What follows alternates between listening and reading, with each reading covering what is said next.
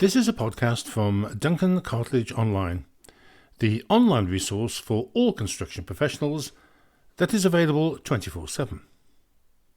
Please don't forget to subscribe at the place you usually get your podcasts so as not to miss a thing from the second series, as well as visiting our YouTube channel.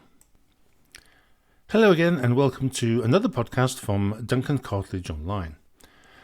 As usual, Barney, my red Labrador, is here to offer his advice and to keep an eye on proceedings. And by the way, Barney and I would really appreciate it if you would write a review.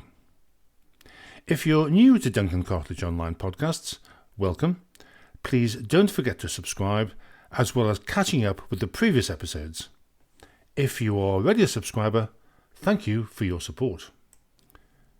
Before starting this episode, I'm going to get on my soapbox.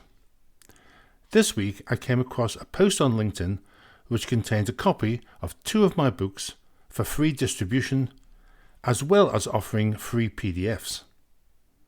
The sites have now been reported and hopefully blocked. If you come across similar posts, please report them to the host platform.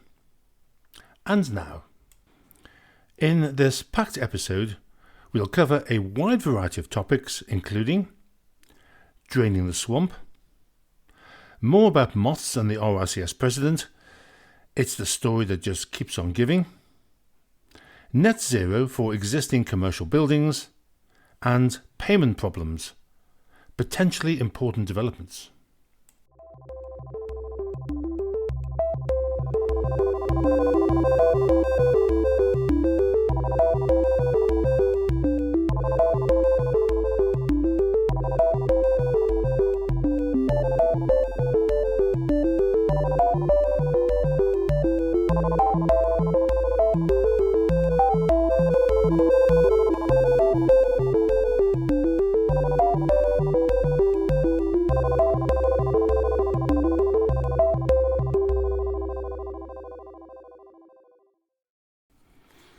So let's kick off with draining the swamp. As a quantity surveyor with over 50 years' experience in construction, I have followed the Grenfell inquiry with disbelief. I remember the Grenfell fire well. I was returning from the Isle of Skye with Barney after a short break, listening on the car radio while the scale of the tragedy unfolded. During my professional life, I have sat on many pre-contract meetings and assumed that the regulations covering the integrity of the building and the safety of the occupants was in safe hands. Or was I just naive? It now appears that I was.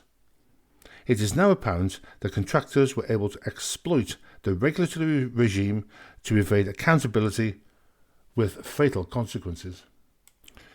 It also seems that my assumption that contractors and subcontractors are competent, conscientious, and know what they are doing, something that I have discussed in a previous podcast, is wrong. It appears, and if correct, this is truly disturbing, one of the recommendations of the government is to make it mandatory for fire risk assessors to have their competence verified by an accreditation body, which presumably up to now it hasn't been. I was horrified to learn that up to this point, unqualified individuals could make critical fire safety decisions. Can you imagine any other field where this could happen? 2 cladding fitters who had worked on the Grenfell Tower admitted that the quality of some of the work was shocking and unacceptable. In the mid-1970s, I watched a disaster movie called The Towering Inferno, in which fire breaks out in a new 125-storey tower block due to faulty design and poor construction. Cinemagoers were reassured that nothing like this could ever happen here. In its response to the Grenfell Inquiry report, the government is proposing several measures to, and I quote, create a thriving, professional and skilled workforce. Well, good luck with that. While increased regulation is welcome and entirely necessary, even though it will not be implemented until 2028, a consequence of greater regulation seems to be delay, as continues to be the case with the Building Safety Act, due in part to the failure of the building safety regulator to recruit any technical staff prior to the Act going live, just as if they hadn't had sufficient warning. Incidentally, get your applications in now for the new super regulator or the Chief Construction Advisor. Only 3 years to go. And while on the topic of dubious practice, in my last podcast I drew attention to Bent Fleidberg and his belief that many international megaprojects only get approval because of the smoke and mirrors accounting at the feasibility stage. Well, Bent may have a point, as this week it was announced that the total cost of HS2 could now be approaching £80 billion with no accurate cap on the final figure, with some sources predicting it could be as high as £100 billion. According to Rail News, the project is now damaging the reputation of Britain. The Public Accounts Committee added that neither the Department of Transport nor HS2 Limited currently have the skills or capabilities to make a success of the programme, noting that gaps have emerged in the past concerning such things as risk management, project management and project controls. But now moving on to the story that just keeps on giving. It's been quite a few weeks for Justin Sullivan, the newly elected president of the RICS. As discussed in the last podcast, he was recently heavily criticised by a High Court judge whilst giving evidence as an expert witness in a moth infestation case, as his submission appeared to have been prepared by someone else, which apparently is a real no-no for expert witnesses. Currently, Mr. Sullivan will be lauding it at Mipin in Cannes in the south of France, where he is representing not only the RICS, but also his practice. Perhaps you saw the post in LinkedIn recently. Some have questioned whether this is strictly ethical. The Sullivan case has been widely reported in all the technical press and even made quite large spreads in the Sunday Times and the Daily Telegraph, although the papers didn't mention Sullivan or the judge's comments. Well, now it's decision time, and there have been calls for Sullivan to resign, be sacked, or try to tough it out in the coming weeks. We'll see which of these options is taken. Lem Bingley, the editor of Property Week, suggested 3 possible options. Sullivan fesses up and resigns. Sullivan is persuaded by the RICS Governing Council to quietly leave by the back door. Or Sullivan is voted out by the Governing Council, having a public vote. There is a 4th option, of course, and that is to tough it out and to have some sort of RICS internal inquiry. But surely, after the Sean Tompkins affair, surely not. Apparently, the RICS employs over 700 staff, with a large proportion of them in the Standards and Regulation Department. If, like me, you were taken aback at the increase in your annual subscription, it was announced this week that up to 100 jobs are at risk at the institution, which has started a 30-day redundancy consultation with staff as part of a wholesale review of the organisation, being overseen by the Chief Executive Officer Justin Young. Yes, another Justin. However, if you think this could result in a reduction of headcount and fees, think again, as it is reported that the institution wants to put up to 50% more staff into the UK regions, at offices in Birmingham, Belfast, Cardiff and Edinburgh, and also around the world, while better supporting local branches. An RICS spokesman commented, "The consultation process RICS is undertaking is an important part of a comprehensive review of the organisation as we continue the journey to transform the RICS. Our vision is focused on the principle of delivering exceptional experiences for our members.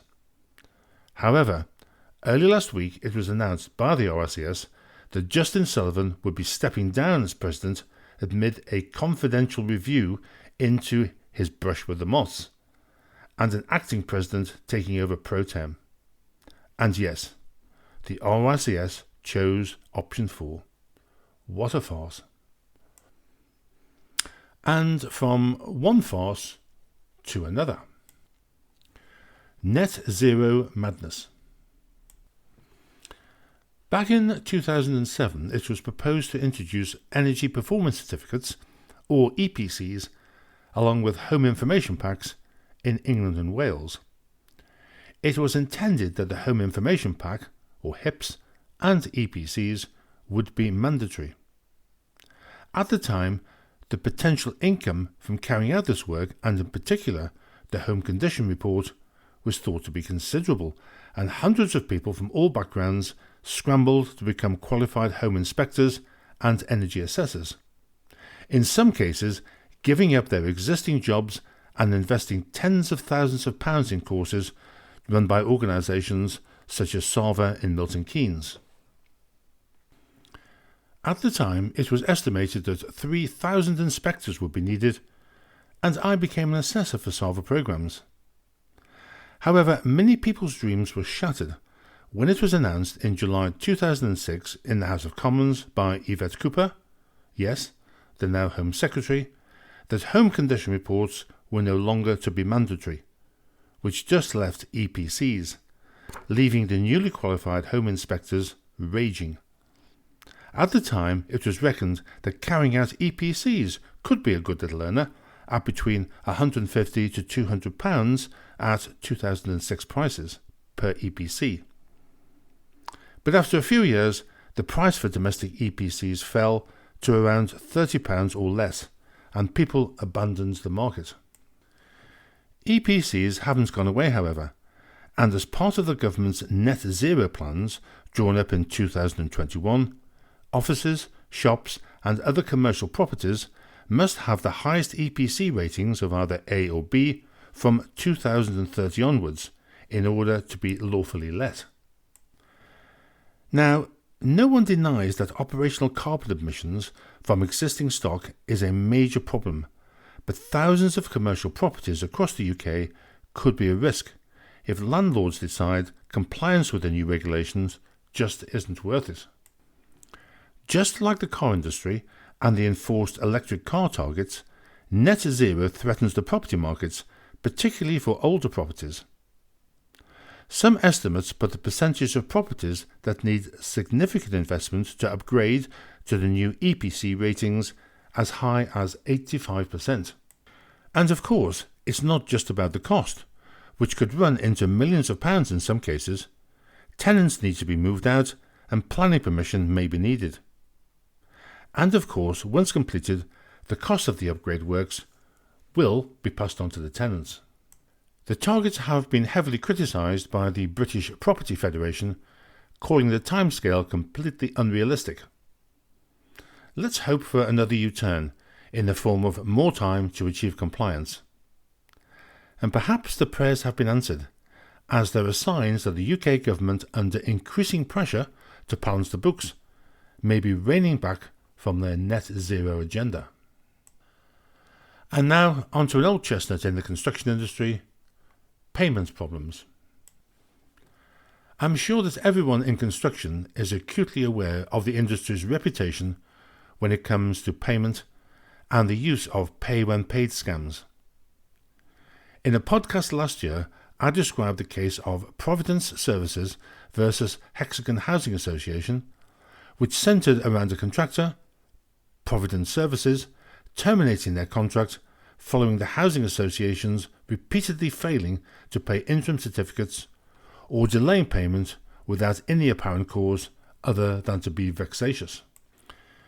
In brief, the housing association failed to pay 2 invoices for a total of over £600,000 on time for a JCT16 design and build contract, and in consequence the contractor issued notice of termination and walked off the job. This was much to the annoyance of Hexagon, who claims that it wasn't necessary or appropriate to terminate the contract under the circumstances. The circumstances, let's remind ourselves, not being paid over £500,000 in outstanding invoices. The matter was referred to adjudication, who found in favour of the client. However, the case was later referred to the Court of Appeal, and you'll be pleased to learn found in favour of the contractor, to establish an important precedent. At this point, I thought justice had been done, but the Supreme Court granted permission to the Hexagon Housing Association to appeal, and it has anticipated this will be heard later this year, the outcome of which could have great significance. The Supreme Court will determine whether a contractor's right to determine a contract is legal in circumstances where the employer has repeatedly failed to make payments on time. It will also clarify whether a contractor can exercise the right to terminate and walk off-site immediately without having to give the employer another warning or the opportunity to pay. As somebody who's been on the wrong side of non or poor payment, I know how frustrating it can be to constantly ring accounts payable asking for payment. If the appeal is given in favour of Provident, it will be a mighty blow for contractors and subcontractors working in an industry where poor payment is the norm. Watch this space. Finally, before Barney and I go, a recent survey conducted by the CIOB amongst 16 to 24-year-olds indicated that a career in construction was not discussed in nearly 50% of interviewees during their careers advice. Popular images by those surveyed to describe a career in construction were working on building sites and careers for men. Seems as though the message is not getting across. Well, folks, that's all for this episode. I hope that you found it interesting. Thank you for listening to the end. This has been a podcast from Duncan Cartlidge Online. Barney and I would really appreciate it if you were to spread the word, subscribe, and, if you have time, write a review. Until next time, take care and watch out for myths. They can be career damaging.